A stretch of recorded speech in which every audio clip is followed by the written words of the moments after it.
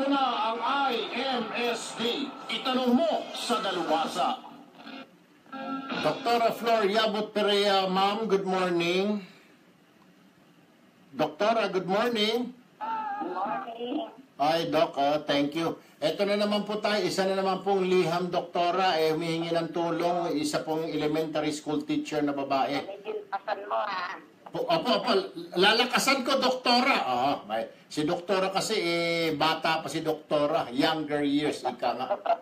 Anyway, ito po yung sulat, Doktora, nung,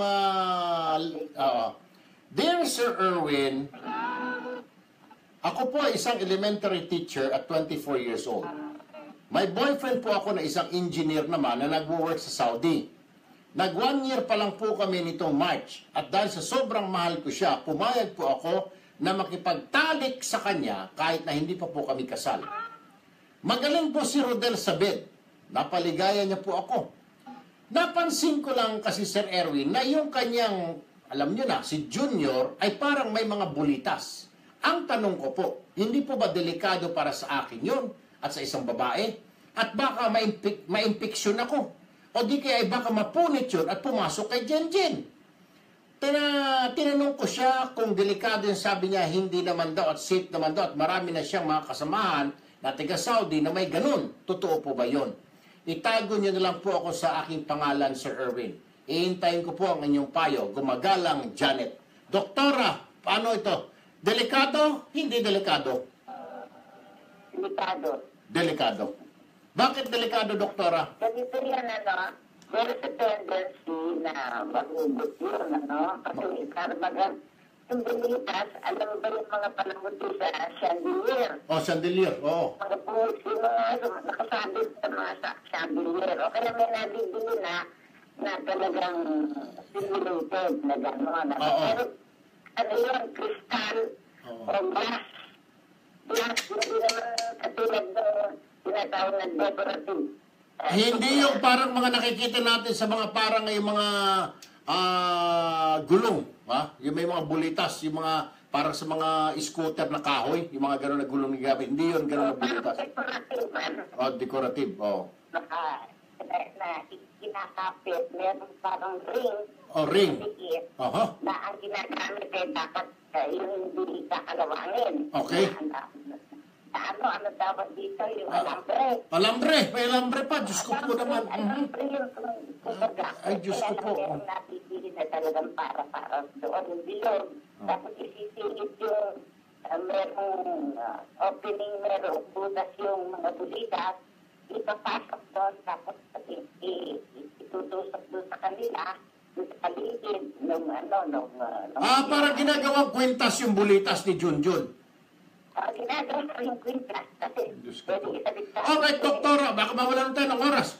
Paano naging delikado nga po yung bulitas? Kung sanay na siya, kapag yung sa babae, sa long use, ay nagkakasumitigas na yung mga balat doon, so wala nang halos kumbaga sa Tagalog ay nagkakaroon na ng yung nangangatang na yung balat, kalyo.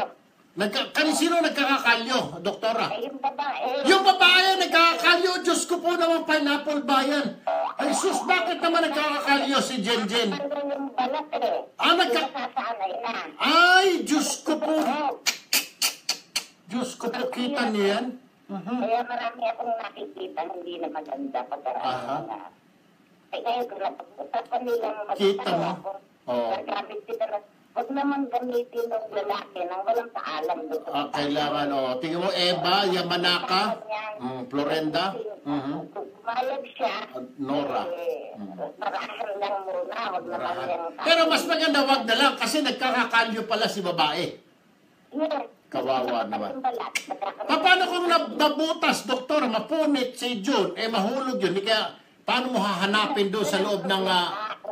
Hindi maganda ang pagkakakapit. Kasi alam mo yung mga mga pasyente ko dyan, mga nasa sailor. Mga sailor.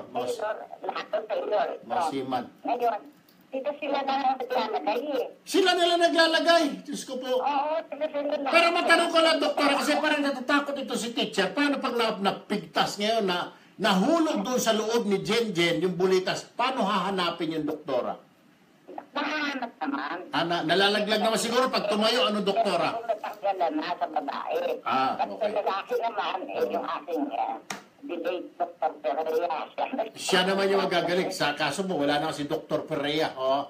Anyway, doktora, so, in short, medyo wala na tayong oras, doktora. Sa iyong payo, hindi maganda. No. Hindi maganda. Delikado. Yung very light lang. Kasi meron tinatawag na tickler. May tickler pa, ha? Diyos ko po naman. Kung tickler, doktora, dapat yung pilik mata na lang ng kambing. Yung mga hindi masyado, makakagasgas. Ay, oo. So, ang pwedeng kapalit instead of bulitas is pilik mata ng kambing. Ay, mga ganun-ganun lang. Ganun. Alright. Hindi ba po pwede feather duster, doktora? Ang kiliti lang. Okay. Okay. Or yung sa buntot ng manok, doktora, pwede nilalagay sa ballpen sa dulo.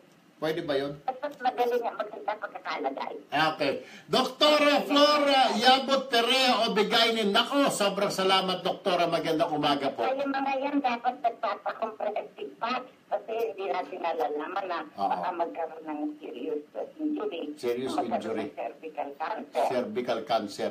Dapat siguro naman talagang babae, dapat nagpapacheck up lagi. Doktora, ano? Serious yan eh. Dapat naman maawa yung mga mister. Mga mister, okay. Ngayon kung hindi naman masakit at okay naman doon sa pag-usapan, hindi naman makakasama. Pero magpapacheck up din. Dahil foreign body yan eh. Hindi ba? Alright. Doktora Flor Yabot Perea Obigaynin. Maraming salamat, doktora. Magandang umaga. Thank you. Bye-bye. Yan ang tinatawag. Sabi ni Julio Permisaria, sinasabing brocha de lababo. Oy, hindi na yan, wala na yung brocha de lababo. Ang tawag yan, afifaf de labatiba. Yun, bago ngayon.